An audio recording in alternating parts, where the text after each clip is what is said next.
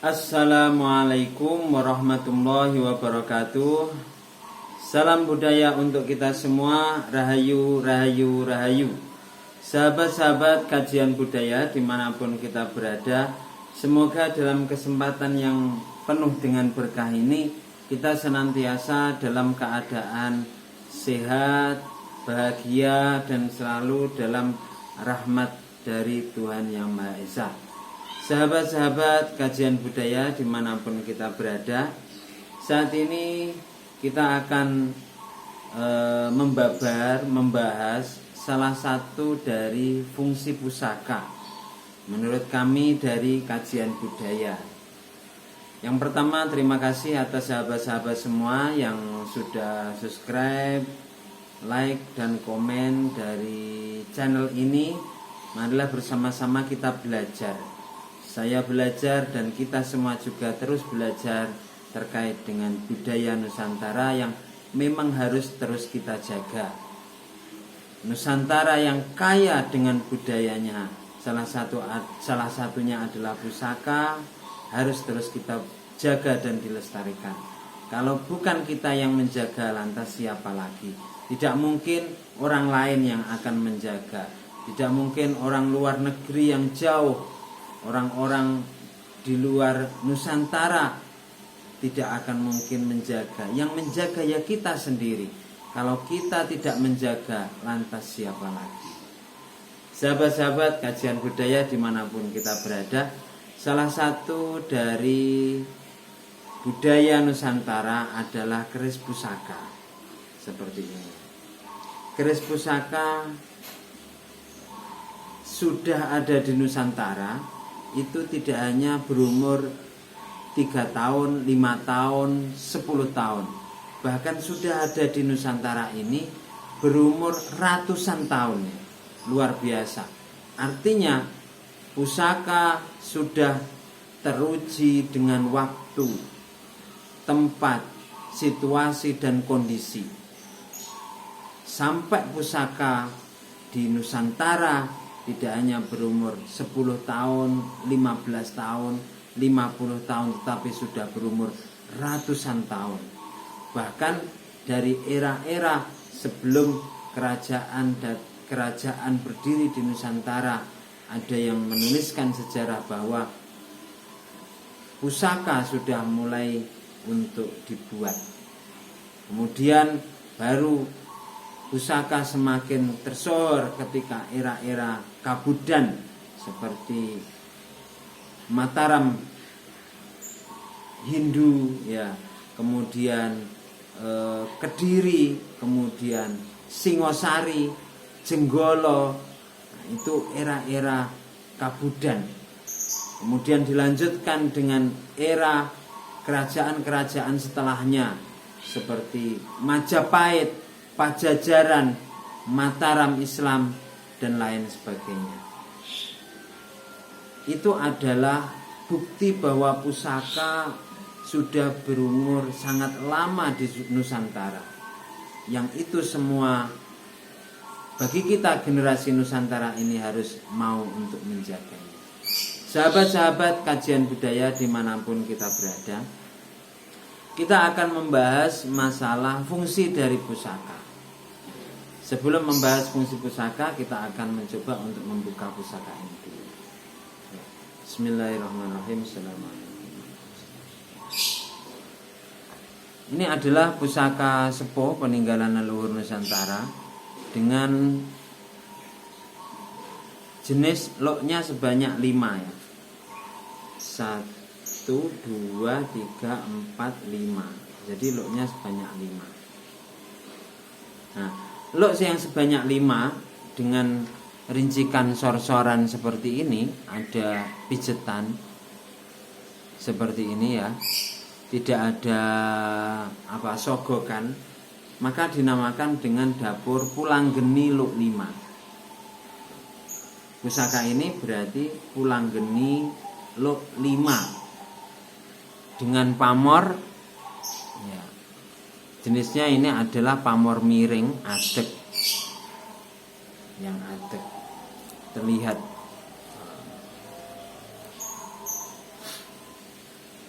tangguhnya mana? Dilihat dari pasikutan gonjonya yang besar dengan model seperti ini, kemudian bilahnya tebal, sor-soran seperti ini, maka tangguhnya estimasi Ngadiboyo, kerajaan Ngadiboyo, daerah Nganjuk sana ya. Jadi kemudian daerah terkecilnya namanya Ngadiboyo terkenal sebagai tempat seni lipat pusaka ya. Ini adalah pusaka yang memiliki bahan percampuran antara besi, wojo, dan juga meteorit pamornya. Nah, sekarang fungsi dari pusaka itu apa? Fungsi dari pusaka itu menurut kami ada dua fungsi, yaitu fungsi eksoteri dan fungsi isoteri. Kita akan bahas ini bersama-sama. Fungsi eksoteri itu adalah fungsi luar, ya, yang bisa dinikmati secara langsung, yang terkait dengan ruang dan waktu. Fungsi dari eksoteri pusaka itu antara lain adalah fungsi politik, ekonomi, sosial, budaya, sosiologi, antropologi, semua mencakup. Berarti pusaka itu istimewa karena memang mencakup semua hal. Coba akan kita babar satu persatu ya.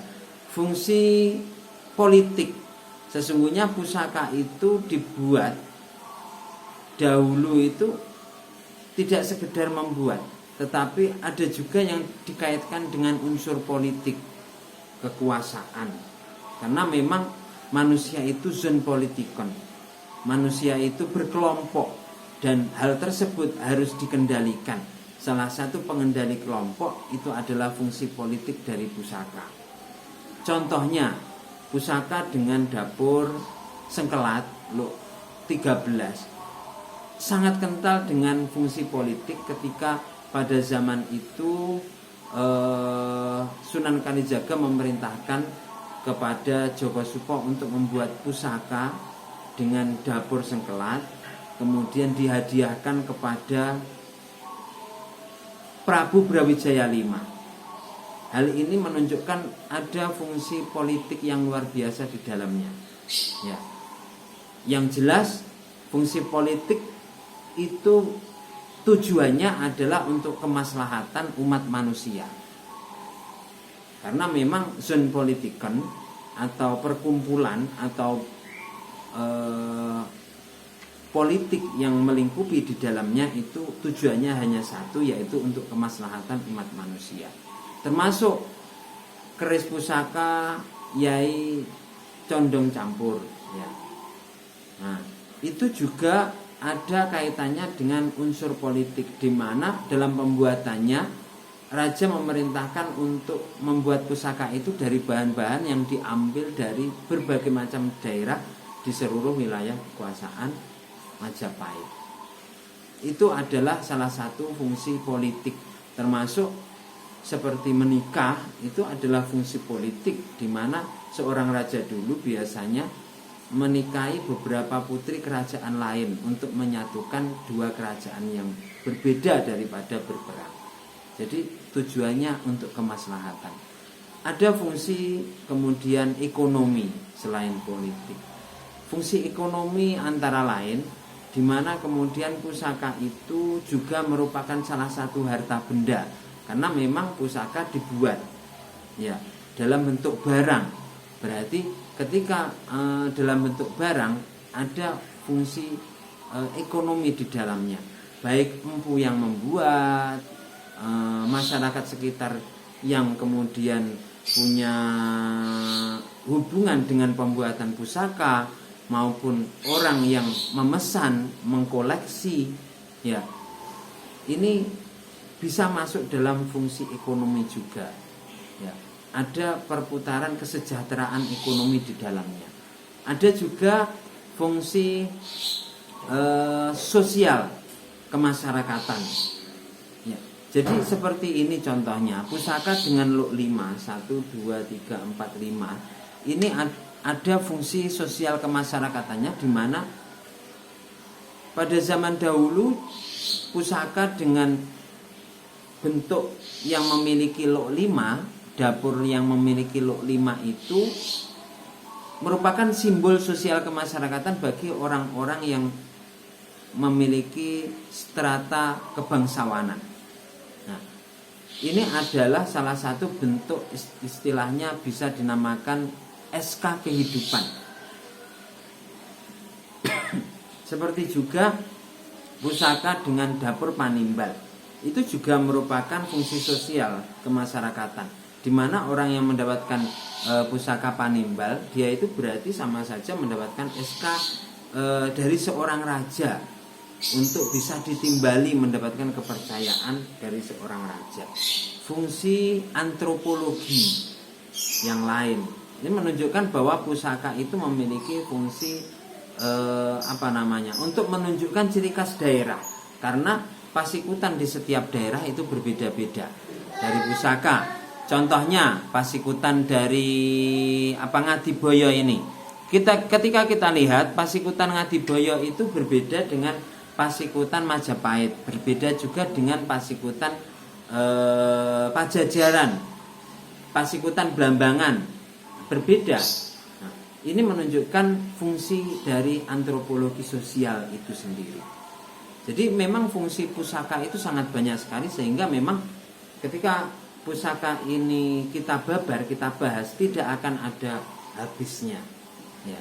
Dan menarik, ini merupakan warisan leluhur kita yang memiliki makna yang sangat luas. Itu salah satu sebagian dari fungsi pusaka. Fungsi pusaka yang lain dari segi isoteri itu sangat dalam sekali. Jadi pusaka itu oleh UNESCO diakui sebagai benda peninggalan Nusantara non bendawi. Kenapa kok non bendawi? Padahal ini kan benda ya, tetapi diakui sebagai peninggalan non bendawi. Karena seperti ini rasionalnya. Ketika orang Jepang, orang Amerika membuat pusaka seperti ini, bisa saja secara bendawi wujud, ada luk 5, ada pamor wujud, karena luk bisa dibuat, pamor juga bisa dikreasikan dalam pusaka. Tetapi non bendawinya orang luar Nusantara tidak punya wewenang. Artinya di dalam pusaka ini tersimpan makna-makna yang luar biasa, makna-makna yang terkait dengan itu tadi, ya, baik itu makna secara langsung maupun tidak langsung. Dalam pusaka ini tergambar pamor, di mana pamor tersebut memiliki makna filosofi, ajaran-ajaran dari pamor. Di dalam dapur ini juga ada makna dapur, di mana ada filosofi dan makna ajaran hidup yang bagus dalam dapur ini, yang mana ajaran tersebut bisa menjadikan motivasi seseorang untuk menuju ke arah yang lebih baik. Selain ajaran-ajaran seperti itu, maka pusaka itu juga memiliki, dianggap oleh orang Nusantara itu, energi yoni yang terkandung di dalamnya. Kenapa memiliki energi yoni yang terkandung di dalamnya? Karena pusaka ditempa dari bahan pilihan, bahan alamiah pilihan yang sudah memiliki energi, ditambah dengan doa-doa dari sang empu yang memohon kepada Tuhan, semoga pusaka ini memiliki keberkahan. Maka dari situ timbullah energi yoni dalam pusaka, dan itu hanya dimiliki oleh orang Nusantara. Inilah sebagian dari fungsi pusaka. Ada fungsi eksoteri, ada fungsi isoteri, yang semua itu menjadikan pusaka menjadi istimewa dan layak untuk kita koleksi. Demikian kajian sekilas tentang fungsi pusaka ini, yang pasti masih banyak sekali fungsi-fungsi yang lain yang belum kita bahas karena keterbatasan ruang dan waktu. Terima kasih. Apabila ada kurang lebihnya, kami mohon maaf. kita masukkan ke dalam warangka lagi. Salam budaya untuk kita semua. Rahayu, rahayu, rahayu. Assalamualaikum warahmatullahi wabarakatuh.